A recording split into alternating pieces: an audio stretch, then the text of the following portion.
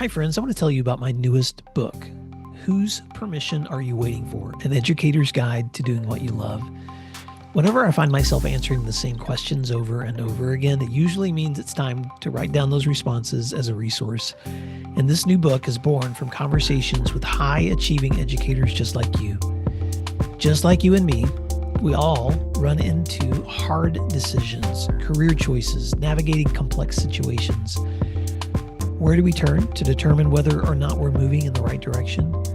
Whose Permission Are You Waiting For? An Educator's Guide to Doing What You Love is a 20-chapter book guiding you through the stories, insights, research, reflections, and applications for your way forward. Pick up your copy today for coaching on your leadership road ahead. You can find Whose Permission Are You Waiting For? An Educator's Guide to Doing What You Love at my website at williamdparker.com/books or wherever you purchase your books. Hi, friends. This is Will Parker, host of Principal Matters, the School Leaders Podcast, where each week we bring you inspiring, innovative, and imaginative ideas for your own school leadership. This week, I'm going to record the question and answer section of our show alone. Jen is out, but I want to give you a chance to listen to a conversation that she and I recorded with the Ohio State University students, that master's program that she's doing.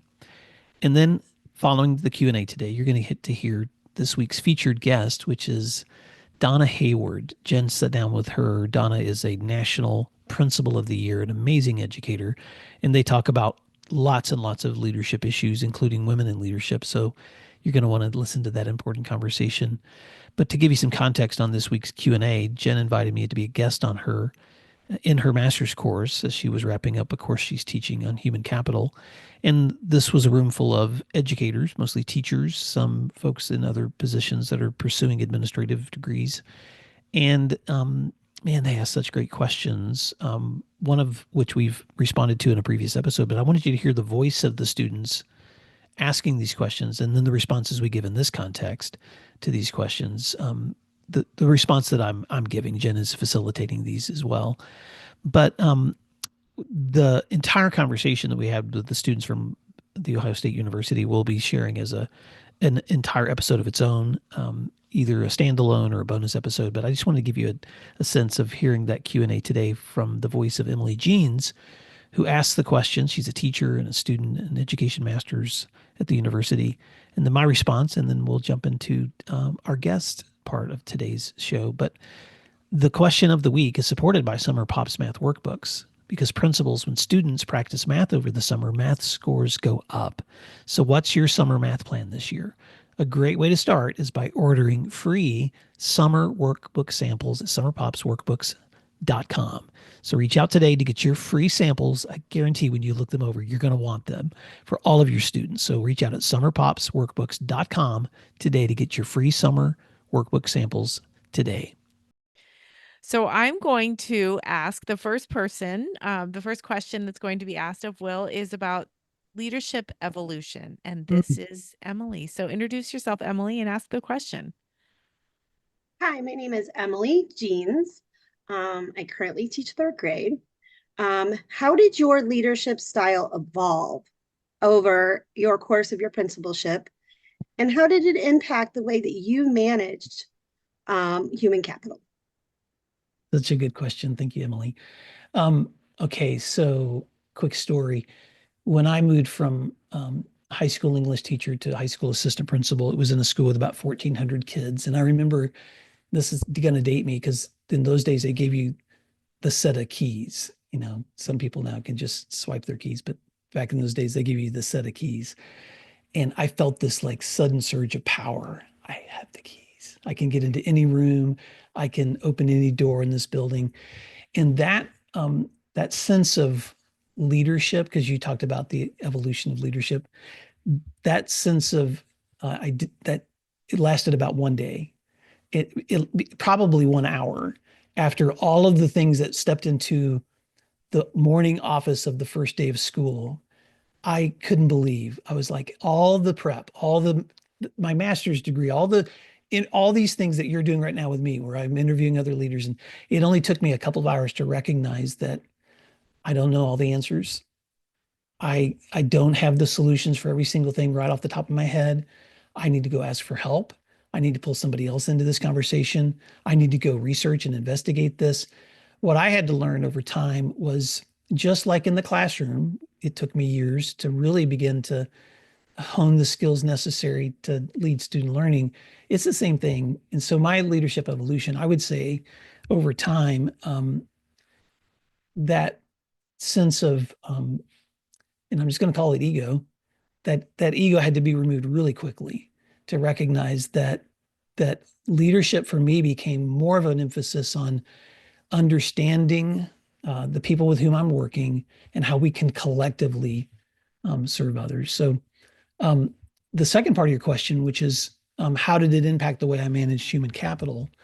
And that might just be obvious that I recognized that the people that were surrounding me, my teachers and staff, every one of them has unique talents and gifts that they can offer to what's going on in this school that I don't have. And so just realizing the gift that you have in other people and how to harness that gift. And so it's not the goal is not, I'm going to collect as many people like me as I can over time to lead the kind of school I want. The goal is, how can I surround myself with other people who can do things differently or better than I can, so that together we can collectively make a difference when it comes to serving kids. So I would start there, Emily. Jen, what do you want to add? Oh, you're muted. I'm laughing, Will, because we had a conversation early this morning, and this is literally what we talked about. And my thing, I would like to adjust what I said. The other thing I've done differently is I used to take everything personally. Now I take almost nothing personally, because it's not always about me, that's for sure. Hi, everyone. I'm Dr. Jen Schwanke, and I will be hosting a summer masterclass to be held on June 3rd at 11 a.m. that focuses on managing school conflict. If you are tired of school conflict throwing you off track, or if you wish you could turn those tense moments into opportunities for growth, you'll want to join our high-impact virtual session. It's designed for principals, aspiring leaders, and teacher leaders. So get ready to ditch the avoidance and embrace conflict head-on through a deep dive into understanding types of conflict, mastering the anticipate, analyze, act cycle, tackling common school conflicts, empowering others, and even confronting your own role in conflict. This session will be a dynamic, interactive experience providing practical tips you can use today. So transform your school culture and become a conflict resolution powerhouse. Register at williamdparker.com/guide. And I hope to see you all there. Thank you. Support for Principal Matters comes from DigiCoach and its walk-through tool. I want you to picture walking through classrooms, observing teachers and students.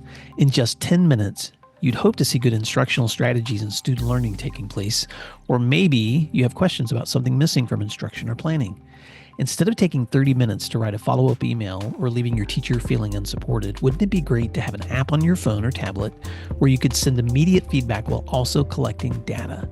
Enter DigiCoach, a customizable walkthrough and coaching tool created by school leaders for school leaders, with thousands of pre-written, research-based commendations and coaching tips empowering you to provide quick, actionable feedback. DigiCoach is not an evaluative tool. Instead, it is an easy-to-use feedback and coaching tool, an efficient way to store your notes and collect data for improving student outcomes right in your hands. It can be used on iPhone, Android, or tablets and includes speech-to-text functions. Make the most of your walkthroughs with a tool that saves you time and enhances meaningful feedback to your teachers. Go to digicoach.com to learn more, and please tell them Principal Matters recommended you check them out. That's digicoach.com. You're listening to Principal Matters, the School Leaders Podcast. Principal Matters Podcast, episode 445.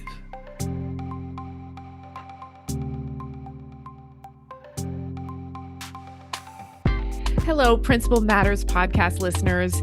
Here I am again, Dr. Jen Schwanke, here to lead you through a really fun conversation with my friend Donna Hayward. If you don't know Donna, you need to. So she's going to talk a lot about her work as a principal, but also some of her advocacy work on behalf of principals. So welcome, Donna. Oh, thank you, Jen. Nice to be here. Thank you so much. So fun to be here. And listeners should know you and I have had a couple of conversations offline and gotten to know each other a little bit. So this conversation is going to flow beautifully. We have a lot of things to say. But first, listeners, let me tell you who Donna is. Donna began her professional career as a high school mathematics teacher after earning her bachelor's and master's degrees from Smith College. She was inspired by her own high school principal. And so Donna completed her 6th year through UConn and served as an assistant principal and principal of Rocky Hill High School for a decade. During that time, she markedly increased advanced placement opportunities and standardized test scores. She also reduced discipline, which led to her presentation of effective strategies at the state's annual data conference and the NASSP's national conference. And then, as if that wasn't enough, she was honored as the Connecticut Assistant Principal of the Year in 2006. So then she jumped to principal of Suffield. Am I saying that right, Donna? It's Suffield. Okay. Suffield High School for 6 years. And during that time, she opened a new agri-science center and led her school to exceed prior academic performance in all areas. She now serves as principal of Haddam Killingworth High School, which earned the National Blue Ribbon in her 4th year there. Donna was named the Connecticut Principal of the Year in 2022 and the NASSP's National Principal of the Year for 2023. We're going to talk about that. From this platform, Donna has advocated for educators in Washington, D.C. and across the country. Her goal is to elevate educators and public education, secure more mental health support for young people, protect teachers and administrators from defamation on social media. Thank you very much, Donna. And to support women in leadership. She's a keynote speaker and a frequent presenter on topics that range from how to incorporate storytelling in advocacy, developing and leading with student voice, leveraging leadership with all stakeholders, digital safety for educators, and empowering women in the educational workplace. So that bio is thick and beautiful and so gorgeous in so many ways for educators. And I want to talk about all of it, Donna. So I said when we were opening up, listeners, I said, Donna, you're going to be over there blushing because I'm going to brag on you and your bio in the beginning, but it's going to lead to some really incredible questions. So let's start with you telling me about your current position. Start at the beginning and take us through your journey. Yeah, so I am the proud principal of Haddam Killingworth High School in Higganum, Connecticut. It's a little town in the suburbs of Middletown, Connecticut, which is just south of Hartford. This is my 11th year here, so this is truly my school family. I intend it to be my last high school. I say that because I've served 3 different high schools over my career. I was very young when I went into administration, and so it's been a very long ride, but a very good ride. Obviously with some peaks and some valleys, and we can talk about any of that if you'd like. But yeah, it's a fantastic path that I'm on. And so Smith College, then a mathematics teacher, and then you jumped into administration, you said early. And yeah, so tell me about that decision. Yeah, so it was actually a little bit of an accident. So I was, when I was pursuing, I had fought the notion of being a teacher, even though it was like the most common sense decision I could possibly make. It was just something that I had actually tried. I had substituted for my own high school math teacher in my sophomore year of college, weirdly. The last month of school, he'd had an opportunity to travel out of the country to Ireland, his homeland, and he called me, which was weird in college. Yeah. Hey, I have a chance to go. The principal says I can if I get my own sub. And so I went home because college was over in, May, and in Vermont, where I grew up, high schools are in session until mid-June. So I taught the last month of the school year there, had a fantastic time. Still thought I was going to go off and be an attorney and I don't know what. And then decided, having taken the LSATs and everything, you know what? I don't want to be angry my whole life. And I was planning on a career in criminal law. So I thought, I don't think I want to do that. I think I want to, deal with humans before they need a criminal attorney, preferably. Let me go earlier and see if I can change the world that way. And so when I became a teacher, I knew I would likely at some point want to be an administrator because I was inspired by my own high school principal. My high school principal was an amazing man who left our little school in the middle of no place, Vermont, in my senior year to go start his own school in Kuwait. that educated all children, including young girls, which has always been a passion of mine. And he came home unbeknownst to him the day before Iraq invaded Kuwait the first time. They Wow. burned his school to the ground. Oh, And so when the war was over, he returned to Kuwait and rebuilt his school. And I thought to myself, there's something to that. There's some drive there. There's a mission. And so I just kind of knew I was going to be an administrator. But anyway, I'm making this story longer than it needs to be. So I went to school. I completed my O92, which is a certification program in Connecticut, in my 5th year of teaching, and didn't intend to leave the classroom that early. But part of the program required us to go out on interviews, just kind of as a practice. Well, I accidentally got hired and then loved the team that had hired me. I just loved Rocky Hill High School. I really connected with that population, and away I went. And yeah. it was the right decision.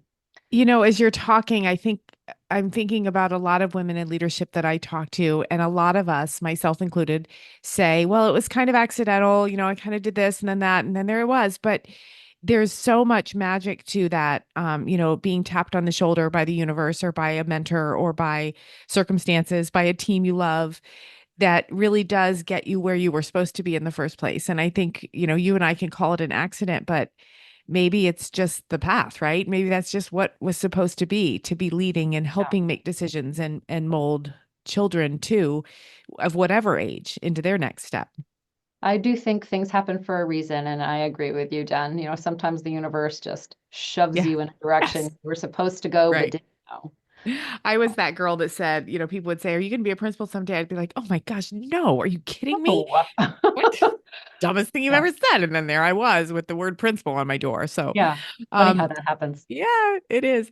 So fast forward a lot of years. And of course, I don't want to jump over them because every day as a principal is a learning day. Every day something happens. Every day your thinking is challenged. But fast forward to getting some really incredible awards, and to be most recently NASSP's National Principal of the Year. And so I'm thinking about something like that. It had to have been an incredible experience. So I want you to tell us about that. Sure. But I also assume that an award like that brings some complications. So tell us about that and what it looks like in real life. Sure. So just briefly, the path to being recognized as the National Principal of the Year was quite remarkable. It was nothing that I had ever intended. To be completely honest, probably shouldn't admit this. I forgot that it was a thing. Like I forgot that the NASSP names a National Principal of the Year. I'm, just busy doing my job every day. Right.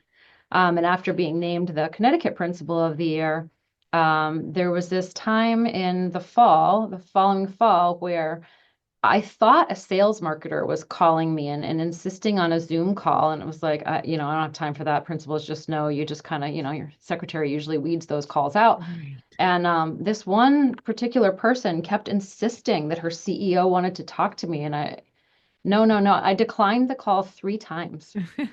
And finally, my secretary came in and she's exasperated with me. She said, "Donna, can you just please take this call?" And I found out afterwards that she was basically told, "You need to get her on the phone. This is not a sales call." And so I'm grumpy as the day is long. I log on to this Zoom thinking whoever the CEO is super pushy, and for God's sakes. And I log on and there's Ron Nazoe, who's CEO of NASSP. And then I think, oh, what a kind man. He's calling just to congratulate me for being Connecticut Principal of the Year, which he did.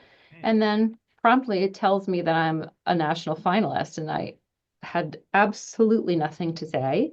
Right. Are rarely speechless. And at any rate, so then from there it was a whirlwind of interviewing and a whole bunch of things I never planned on. And so there we have it. But so the experience itself was once in a lifetime, something I will be forever grateful for. It was a lot of hard work and a lot of learning, and every speck of it changed me for the good.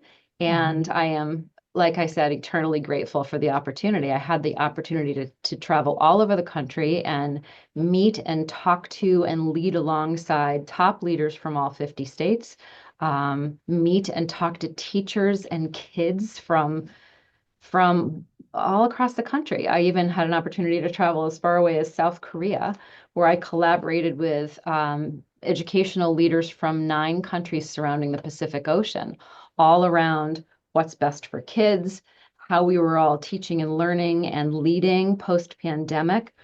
Those conversations were remarkable and just really kind of solidified this notion of we're all in it in education for all of our kids. And, not to get, I don't know, I could get emotional talking about it, but like, I mean, all of the world's Right. children we're in it for. And to actually see these people and listen to their stories and realize we have the same challenges, maybe to varying degrees and slightly different flavors, but we have the same challenges. We have the same mission. We certainly have the same joys. We really connected, halfway around the world around, no, we need to actually dig in together because this work is so important and our world is in a really interesting place right now. So well, and I'm so glad you paused to tell us about the emotion connected to that. I think it's really true that it's a mistake to think that the problems that we face within our 4 walls, our school, are unique, because they feel so unique. They feel so personal. I had an opportunity to travel to tour schools in China for 10 days, and what I found was exactly what you said. We're all in this muck together.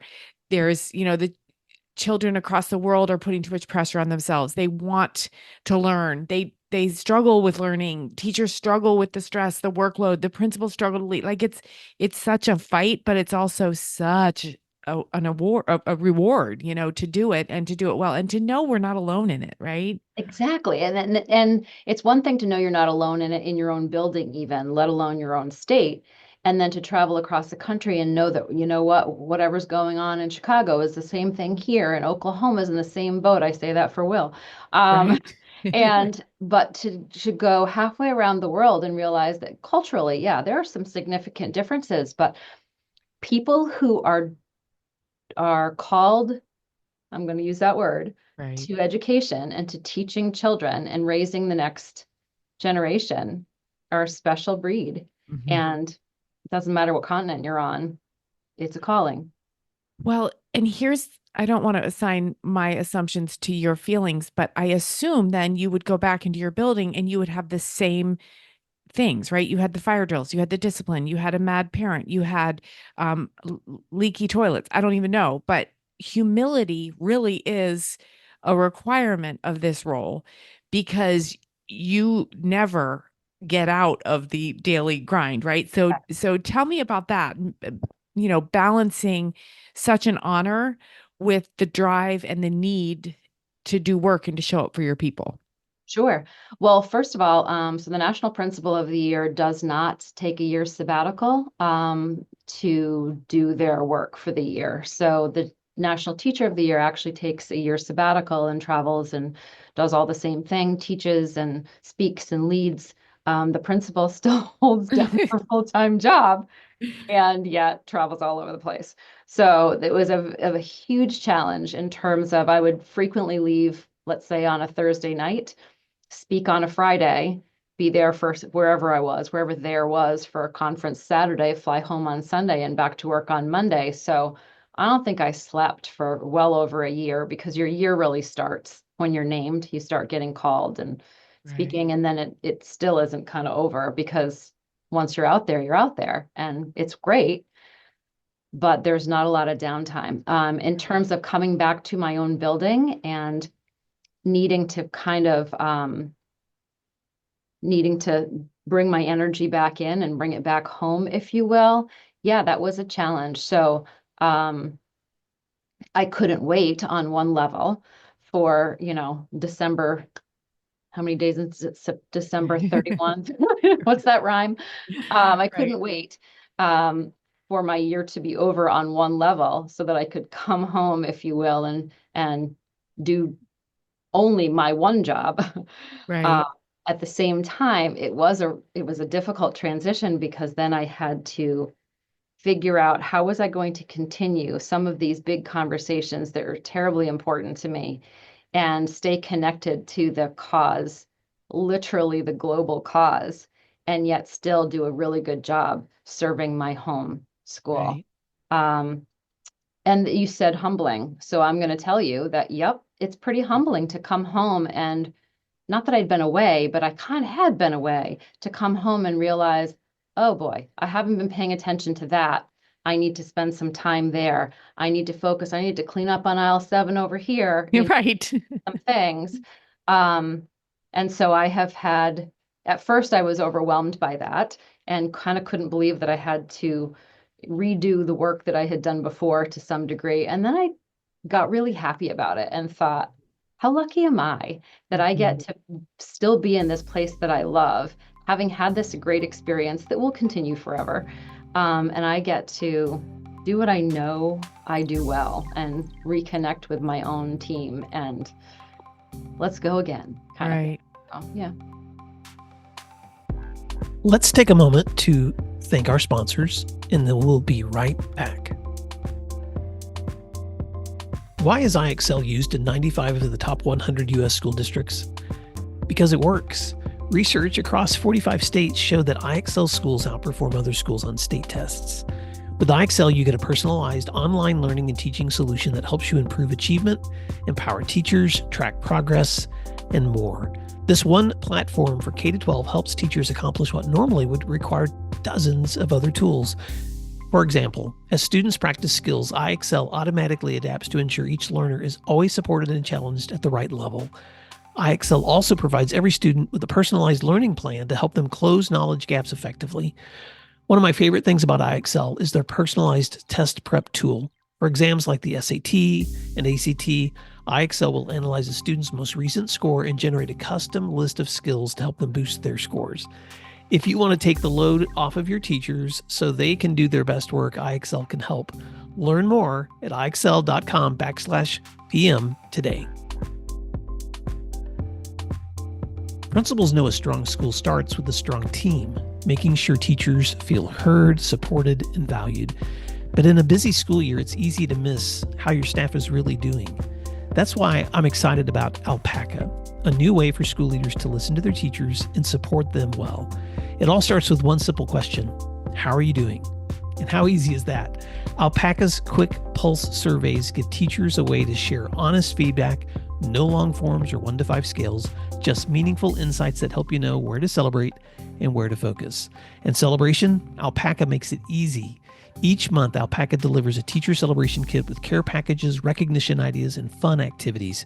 It's effortless for principals and ensures teachers feel heard and celebrated. With Alpaca, your teachers will feel heard and you will feel like a stronger leader. Make a real difference in your school's culture at alpacapacks.com/Principal Matters and get 15% off just for Principal Matters listeners. That's alpacapacks.com/Principal Matters.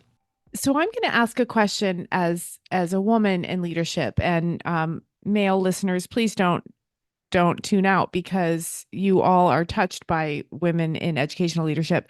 As I'm hearing you talk about that year and about the balancing and the feelings of being overwhelmed, you're also a mom, right? And you've had stuff at home. Like, tell your sisters out there what that was like and what you had to kind of work through, and if there were any unique barriers that you hadn't expected. So boy, Jen, you're gonna push. I know, I am. So yes, there are unique barriers. I was fortunate in that my daughter was in college when I was named National Principal of the Year. So I am very thankful that I wasn't leaving a younger child at home. I don't know how I could have done that. I am a single mom, and so that is another just layer to it. So yes, balancing home and work is a challenge every day for all of us, men, women, dads, moms. And sometimes moms have extra layers that haven't quite been shed by society yet, or permanently neutrally allocated. I'll say that. Right. That's just a thing. And it is what it is. So there's that piece, but there's also, right. Right. there is that piece. And there's unique challenges to being a woman in leadership, and we can talk about that as long as you want. Right. I'll have to record extra sessions. Right. But I will say this, because I do want to encourage young women in leadership, especially, or young women considering leadership. You can actually stick the landing on Mhm. both things. And I definitely want to keep that in the forefront for young women, because some days, so many days, it does feel impossible. But I want to share, if I can, just a quick story about a conversation my daughter and I had just before we were going down to the gala where I was actually named National Principal of the Year. I took her as my +1. I could only take one guest. I chose my daughter because, quite frankly, she had sacrificed the most for my career, so she deserved Right. to be there.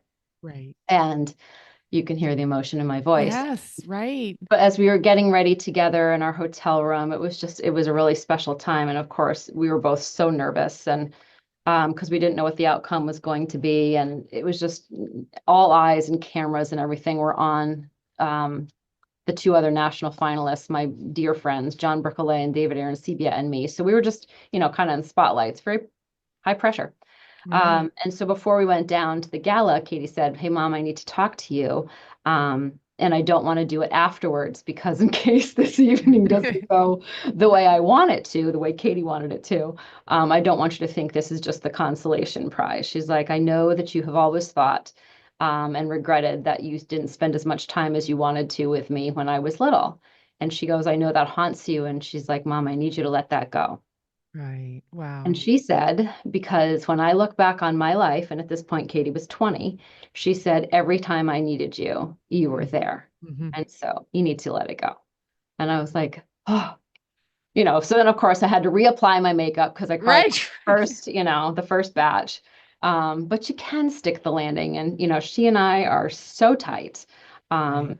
She is the love of my life. And so you can be a Right. mom and a principal and Right. stick the landing on both. Well, if Katie were here, I would give her a huge hug for that reflection and that honesty, because what you probably did was raise a daughter who saw the bigger picture and was the +1, because she truly was the +1 in your life. She was the one, the why and the how. And I think about so many women who ask, they ask me, they ask it on social media support groups. They say, how can I do this all? How can I be the mom, keep the house up, running? How can I do all that? And I struggle with that question too, even as I'm doing it. Of course, nothing's perfect, but I think there's a different mental load that female administrators have to carry. And I say that because for me, it was actually possible because of the male colleagues I had. Like, I remember I had a principal, and when I had my second baby, I said, "All right, I'm going to be in the girls' locker room pumping every day at 11:20 or whatever." And he's like, "Gotcha, I got it." And so we really are all in this together, and women can stick the landing, especially if our colleagues, male and female, help make that team work. I so agree. And I agree also with your sentiment that this is a men's issue too. And I, Mhm. have said many times that all of my mentors were men. First of all, statistically, of course they were going to be men because there aren't many women in leadership, first of all. But also I was blessed to be surrounded by, especially in that first position, by strong male role models who were all in for me, and they Yes. were so supportive and so let me lead, and absolutely Yeah. helped out when I was a new mom, etc. I mean, I would pass the baby to my principal when I was an assistant principal Right. sometimes if it was if it was a female discipline issue and I needed to go, like you said, into the locker room or wherever. Well, Right. he held Katie while Right. I did that. Well, and I think it's such a tightrope that we walk when we talk about the unique challenges of women in leadership, because I never want it to be about men versus women. I really don't. I want it to be about the camaraderie and the rapport and the respect that needs to go both ways. And I couldn't have done it without my male colleagues, but I also want women to know that. So, like I said, it's a tightrope. I want to say, hey, women, I see you. It's different. It is unique. But I want to say, men, I'm glad you're here. Like, we got this, we got it together. And Yep. there's got to be a way to do that. Yeah, I agree. I absolutely agree. I've, spoken and written on this topic a few times, and I am always very careful to point out that I wouldn't be where I am today if it weren't for my strong male colleagues who believed in me, who gave me a chance, who hired me, first of all, who supported me, who promoted me, all of those things. I've also encountered, as all of us do, men who didn't Right. behave well. And Right. that's a whole other podcast. I've also encountered, and I'm sure you have too, women who didn't support women in the workplace. So it's not, no gender has the corner market on this. It's a matter of all of us, at least in education, remembering our mission strongly enough that we're all in it for all of our colleagues that are in it for the right reasons. And we're a team. That's So it right. shouldn't matter your gender.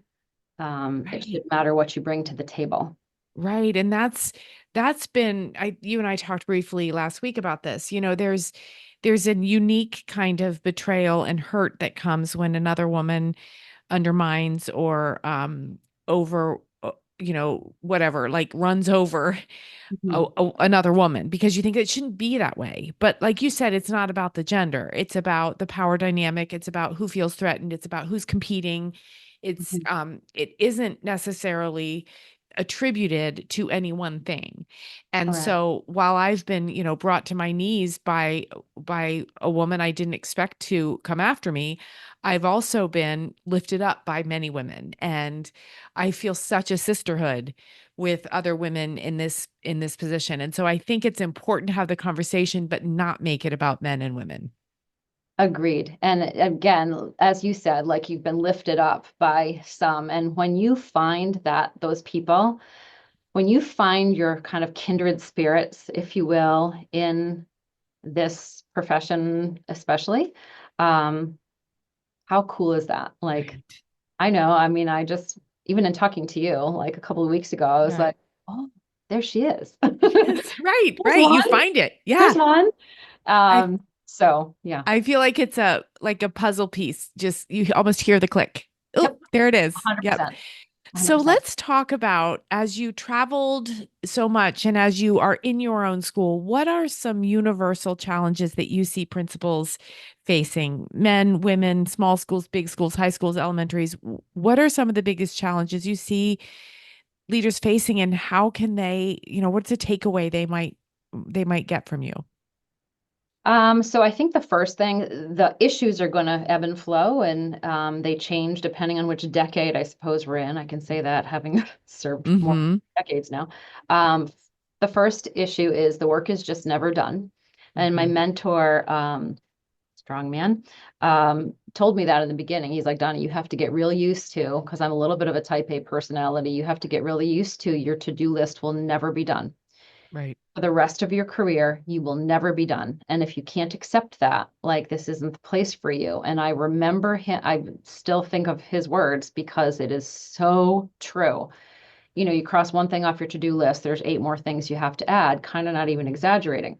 So that's the overall theme. And then there's a what's on your to-do list and what are the big challenges now. The big challenges now, as we all know, is a national teacher and administrator shortage, because if there's nobody entering the teaching ranks, that means that there's nobody ultimately looking to lead, coming out of the classroom to lead. So there's a national administrator shortage. That's huge.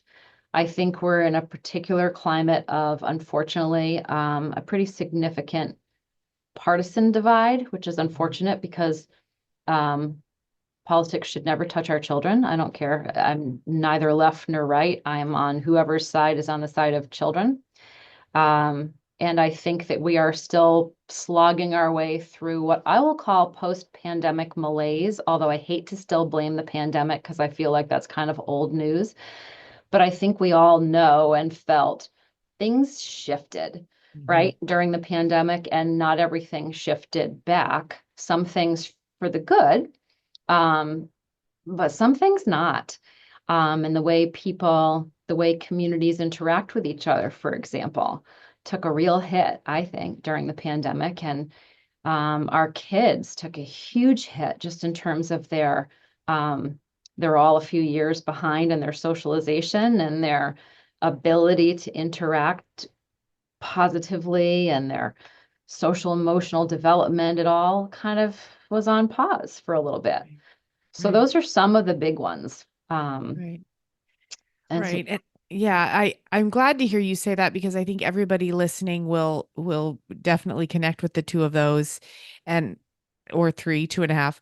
I also know from my own work that a nation reflects her social anxieties onto its schools. mm, And that's what we're feeling. When people are anxious or they're angry or they feel political, they look to the next generation. And the next generation happens to be sitting in seats at school. And so therefore they look to teachers and administrators to absorb their anger or mm, their uncertainty. And I think that's what we're dealing with. And I think many administrators didn't see that coming, and, at no fault of their own. But I think we have an important job here, Donna. I think we have to somehow encourage people to want to teach and to want to lead. But how do we do that when we know how hard it is, right? It's a really hard career to take on. And I don't know how we change the national conversation about that. well, so I have some ideas. Okay. Yes. Listeners, I swear I did not know that she was going to say she had ideas. This was not a softball I threw at her. I So truly you don't did. know. We didn't talk about this before. So I actually just got back from the New England Association of Schools and Colleges national conference that was held in Boston a week ago.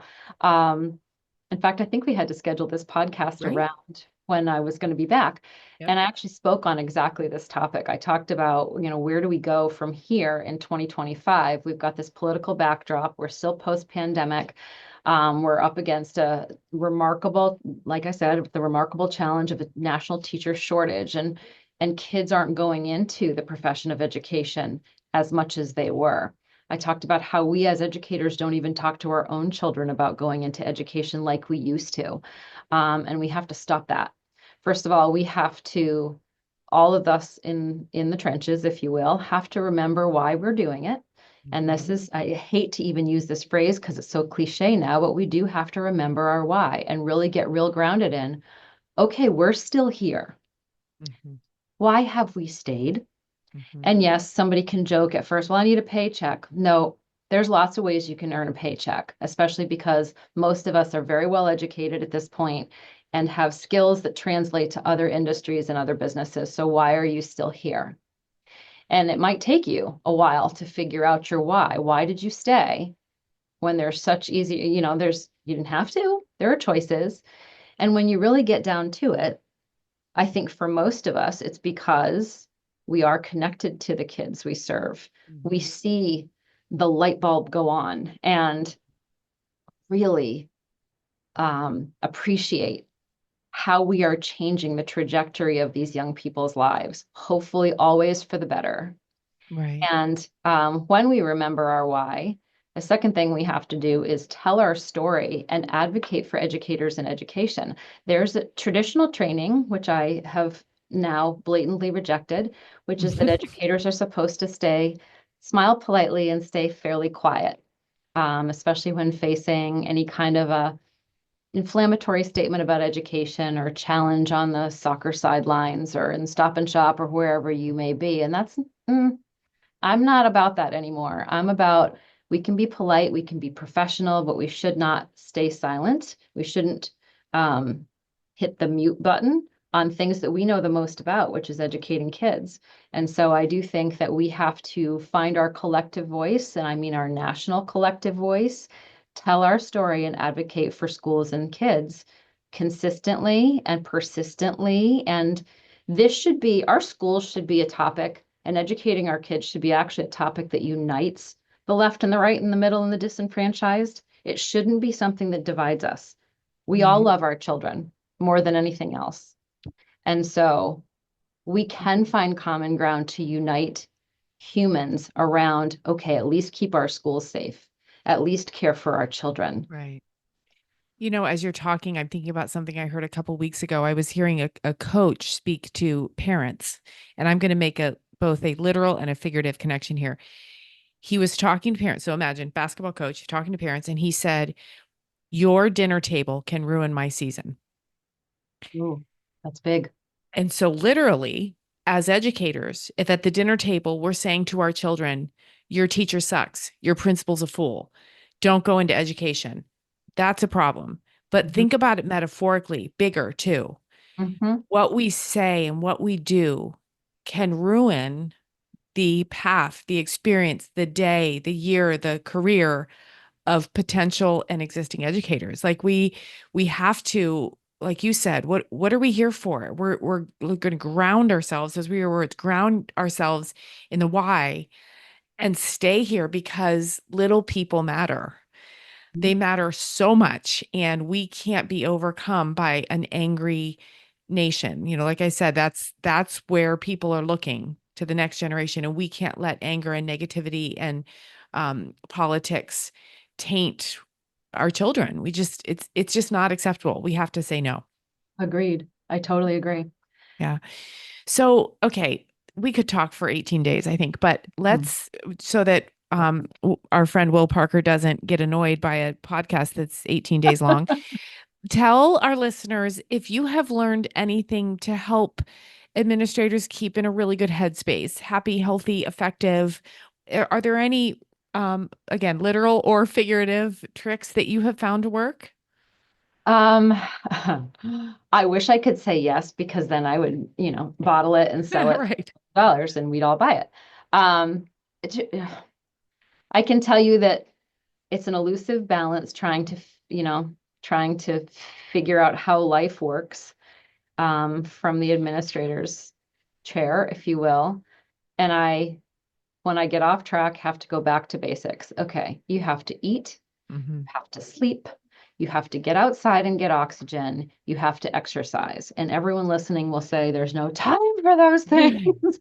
And you're right, there isn't, but you have to choose. You have to just do the basics of self-care. That is hugely important. And I would also add to that each year, it gets harder, but it gets easier. So because each year you're more seasoned, you've seen more things, your bag of tricks is bigger, your experiential load is bigger, and less bothers you. So I can tell, I bet you're the same way. It does not matter during the course of the day what happens. If when I hit the pillow, I am asleep and I sleep great. And Right. I know I did my best and made a difference, and more work will be there tomorrow and I will show up. Well, here's why I'm thrilled to hear you say that. I think there's an unspoken narrative that we administrators and teachers take on, which is that this is a sacrificial career. You have to give so much of yourself that you'll be like that stump in The Giving Tree, Shel Silverstein's wonderful book. There's nothing left, right? And I want to push back against that. I want to say we don't need to be a stump when we get to retirement. We should still be blooming, because we can give, but we can also take, and we can give of ourselves. Like you said, nourish the body, feed the soul, rest, sleep. You don't have to just be a stump by doing this job.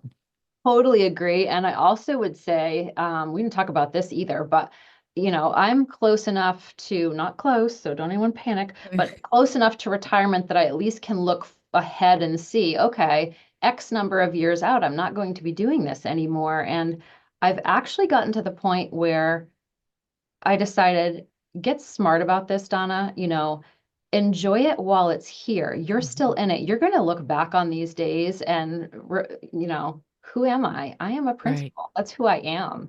And my work is important. And I'm making a difference. My teachers are making a difference. Everyone on my educational team is making a difference every single day. And I can learn to play pickleball later. And Right. I'll schedule that for later. But I still, I enjoy the occasional night that I don't have something to do work related. I enjoy the weekends when I can. I make the most of every moment. Anytime someone gives me time management strategies or, efficiency strategies, I could just laugh out loud, because no, I invented half of those. And I think as educational leaders, we do learn to squeeze every ounce out of every second that we can possibly. I just mixed measurements there, but you get the idea. Yeah. We squeeze every bit out of every second of every day, in a good way too, in a good way. Right. So, Well, and I'm going to say something. You said, don't panic. I'm not going to retire soon, but it's somewhere on the horizon. And I think we actually need to talk about that. First of all, I think there's this weird thing that happens in education where the minute you get a certain age, people are like, so how many years do you have left? Right. Mhm. Why are we saying Yeah. that? And Yeah. second of all, I've had friends who are close to retirement say, why is everybody asking me? Do they want me to leave? Because here's the truth, people. We're going to need to stick around. We're going to need, like, there's not enough of us, and we are going to need to continue to give back to the profession. And so I think it's very notable that both you and I need to say, well, I'm not going anywhere yet, because there's this weird push pull. Sometimes people are like, you're going to go, right? And then we also know there's not enough of us. There's not So enough. That's right. we have to stay healthy. We have to stay strong. We have to stay inspired, because our children are going to need us. Even if it's on the other end of retirement and it's in consulting or subbing or stepping in for a long-term leave of a principal, we're going to need to not let our expertise just go to waste. Completely agree. And also, I think back about, when I was a new administrator and even when I was a new principal, like the shift from being an assistant principal to a principal is huge. And I was lucky enough to do it in my own building. So I took over, I transitioned from one chair to the other, if you will, in the same school. And it's still hard. So like, I look forward to someday helping principals be principals. Right. Because those of us who've been doing it for a long, long time, again, you have this experiential bank of knowledge that, gosh, wouldn't it be nice if some of the younger ones didn't have to learn everything the hard way? Yes. So, if they had somebody saying, I got you. Don't you worry. I got you. Run through this, and here's a whole bunch of resources, and here's a whole bunch of tools, and have you considered this? Right. So, okay. So now, before I need you to tell listeners where to find you. If they do want to reach out, if they have questions, if they want to hear more from you, how do they find you? So you can go to my website, which is www.donnahayward.com. Super easy to remember. You can reach me on still X, although apparently education is leaving X. But for right now, I'm at Donna Hayward, capital D, capital H, _ and you can also just email me. I get emails from all over the country asking for, hey, you mentioned this. Can you send me that? Could we schedule a phone call? And I enjoy those connections. It's dhayward, HAYWARD, at rsd17.org, as in Regional School District 17.org. Happy to hear from all kinds of allies and colleagues from across the country. I love it. I love it. Okay. Thank you so much for your time, Donna. It has been a beautiful conversation. And Principal Matters podcast listeners, thank you for tuning in for this powerful, powerful voice in education today. Jen, thank you so much. Thank you. Thank you for listening to today's episode of Principal Matters, the School Leaders Podcast. If you enjoyed the show, would you take a moment and like, share, subscribe, or leave us a review? In fact, if you share it out with a friend, even more people can become a part of these conversations. Sign up for our newsletter at williamdparker.com for even more free resources.